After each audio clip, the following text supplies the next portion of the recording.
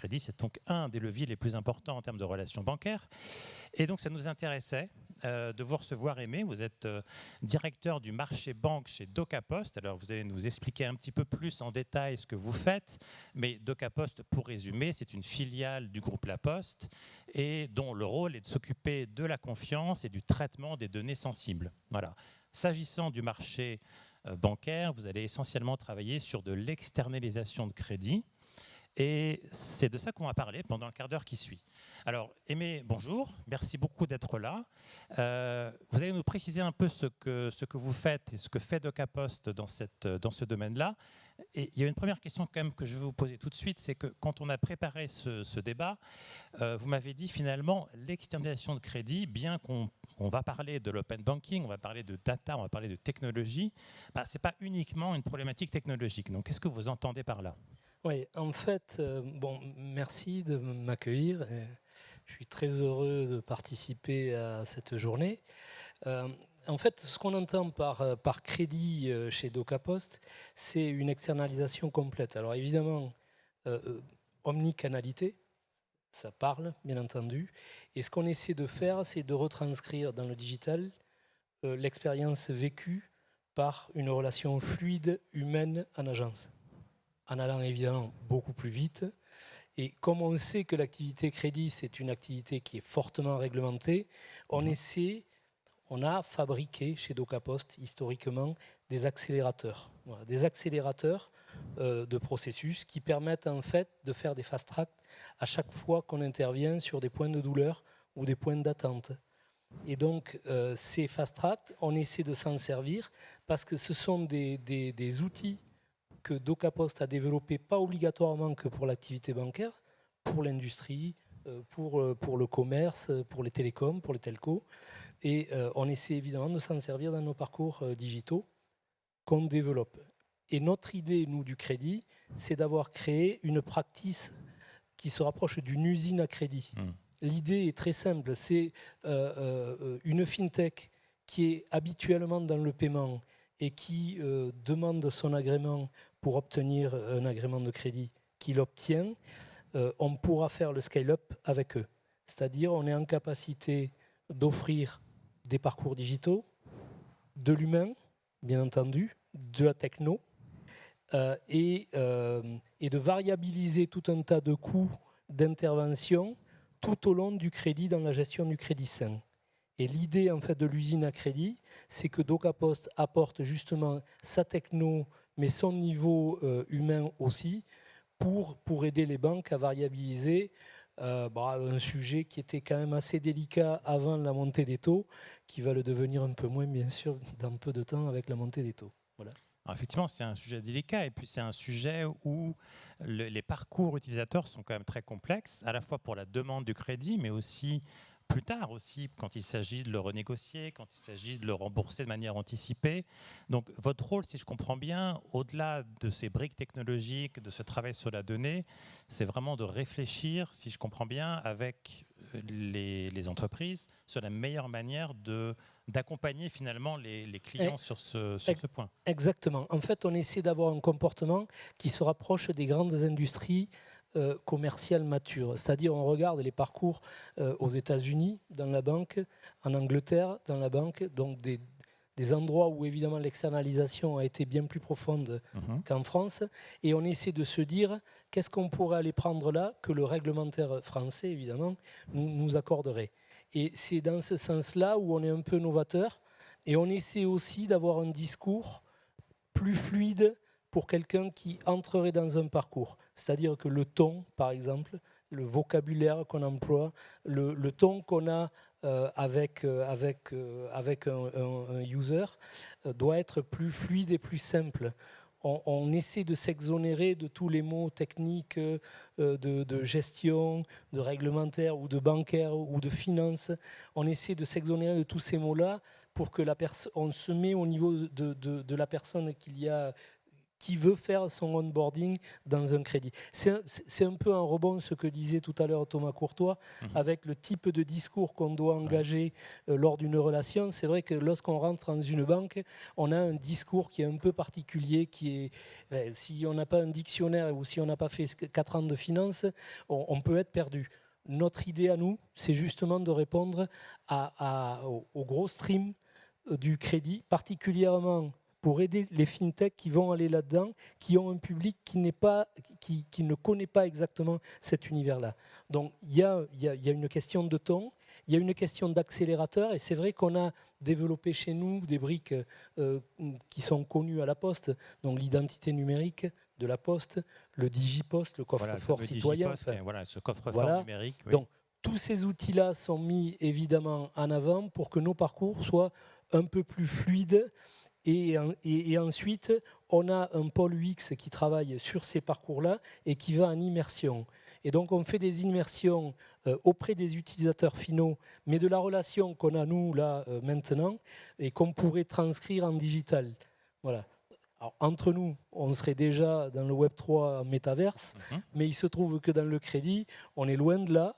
On a juste besoin d'avoir 2-3 fast tracks et surtout de s'attaquer au point d'attente, au point de douleur en fait, au point d'impatience. Lorsque quelqu'un attend un résultat de sa banque, si on peut le faire attendre avec des outils de gamification qui leur permet de faire une autre analyse de solvabilité, il y a tout un tas de startups qui font ça, eh bien on essaie de les intégrer dans nos parcours. En fait, encore une fois, ce qu'on propose nous dans l'usine à crédit, c'est pas obligatoirement de tout faire.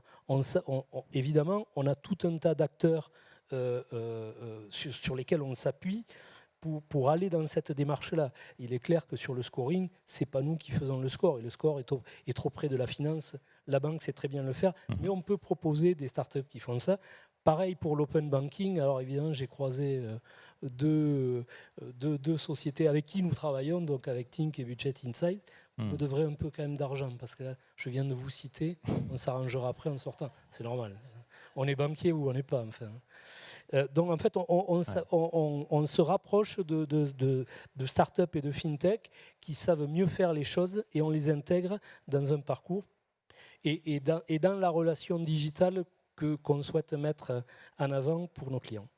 Donc oui, cette notion d'UX dans votre discours, elle est extrêmement importante et ça se comprend, surtout effectivement sur un domaine, comme vous le dites, où on n'est peut-être pas encore aussi mature dans les usages que certains autres.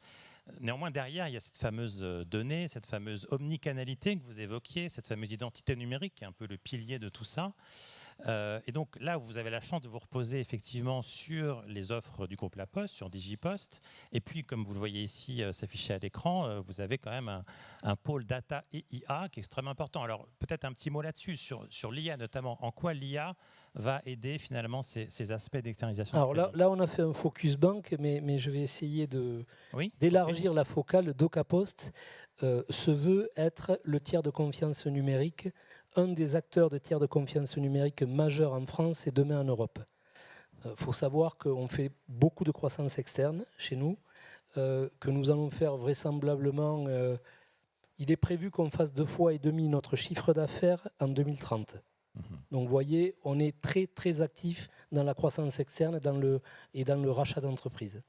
On a racheté beaucoup de sociétés qui sont dans l'IA et dans la data. Voilà. Et aujourd'hui, on a 400 data analystes, data scientists. On est là-dedans à fond. Et évidemment, on s'en sert, nous, sur notre practice bank, mais on travaille beaucoup là-dedans.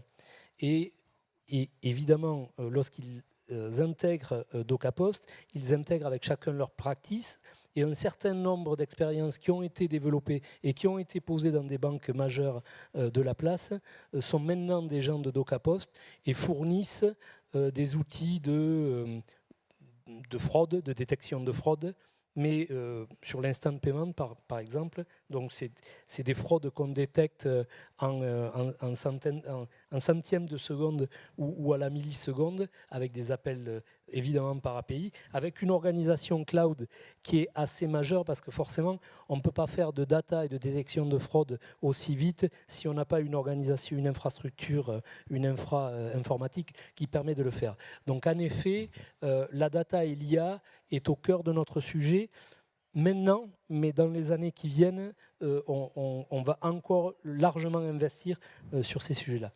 Et donc l'open banking, là, qui est dans le titre de cette intervention, finalement, sans open banking, il n'y a pas tout ça, on est bien d'accord. C'est un prérequis quelque part. En fait, tout à l'heure, je parlais de l'usine à crédit et je parlais des accélérateurs. Voilà. Et clairement, l'open banking, c'est un accélérateur de décision pour la banque et c'est un fluidificateur de parcours. On va beaucoup plus vite lorsqu'on fait appel à des briques bien pensées qui adressent la bonne data au bon moment, avec une bonne, encore une fois, avec une bonne organisation informatique. Alors, vous insistez beaucoup sur la levée des points de douleur du point de vue du client. Du point de vue des banques qui veulent externaliser, qui sont dans des projets comme ça, quels sont les principaux freins qui se posent aujourd'hui? Quelles sont leurs principales préoccupations en fait? Il y a la confiance bien sûr, mais est-ce qu'il y a d'autres choses aussi? Il y a le frein social. De toute façon, la plupart des grandes banques ont déjà leur organisation et certaines sont matures à l'externalisation, d'autres moins. Comment nous les accompagnons? En fait, on les accompagne, pour celles qui ne sont pas matures, à juste se servir de briques techno que nous avons, voilà, simplement, ou alors à faire de la délégation sur un certain nombre de points de douleur ou même de périodes dans l'année. Et on peut aussi les accompagner en pensant avec eux un parcours et une externalisation progressive de leur process. Évidemment, avec une montée en compétences de nos équipes et des leurs en termes de contrôle. Parce que forcément, qui dit externalisation de fonctions, ça veut dire que de l'autre côté, donc côté banque, va rester quand même tout un tas de data sensibles, bien entendu, la finance, parce que c'est quand même ça leur sujet, mais aussi la gestion des expertises qui partent et qui restent. Je vois. Alors, quand on a préparé ce débat, vous m'aviez dit, ce qui m'a frappé en fait, vous m'aviez dit finalement, l'objectif ultime de tout ça, c'est que le consommateur de produits bancaires, notamment de crédit, il doit avoir en quelque sorte la même impression quand il fait cette demande de crédit avec des outils comme les vôtres, avec l'accompagnement que vous pouvez proposer, que le consommateur qui va chez Carrefour ou chez Amazon. Ça m'a frappé que vous disiez ça, parce que ce n'est pas la même chose quand même. Alors, ce n'est pas la même chose, bien sûr, parce qu'il y a une partie réglementaire qui est très lourde, qu'on connaît tous, bien entendu. Mais justement, il faut limiter les temps réglementaires. Comme disait Thomas tout à l'heure, lorsque j'ouvre un compte en France, j'ai l'impression de passer un grand oral quelque part. Eh bien, chez nous, c'est exactement pareil. On veut que le process crédit se rapproche de l'acquisition de n'importe quel produit en ligne, bien entendu. Et donc, la démarche, le discours, les temps d'attente, les points de stress qui peuvent être diminués ou ralentis ou externalisés, les coupures dans le parcours doivent être pensées de telle manière à ce que la personne qui rentre dans une démarche, on doit lui dire à quelle étape ça va s'arrêter, à quelle étape il va avoir des résultats immédiats et être exactement dans la même immédiateté que lorsque je vais acheter un autre produit ailleurs.